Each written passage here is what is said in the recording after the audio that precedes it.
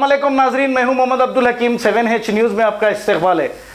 प्रगति भवन के पास chief minister की मीटिंग के दौरान डिग्री कॉलेज के स्टूडेंट्स ने फीस ज़्यादा बढ़ा देने पर वहां पर एहतजाज किया है। आइए देखते हैं हमारे नुमाइंदे सैयद अब्दुल रऊफ की ये रिपोर्ट।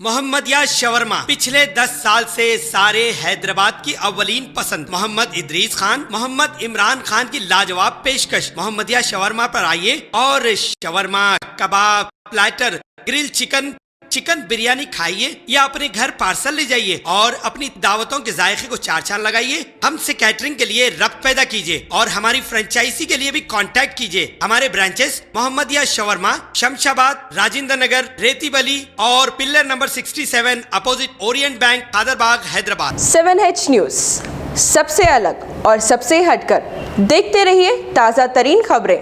पसंद आए तो लाइक कीजिए, शेयर कीजिए और सब्सक्राइब करना ना भूलें। 7H न्यूज़, आपकी आवाज़।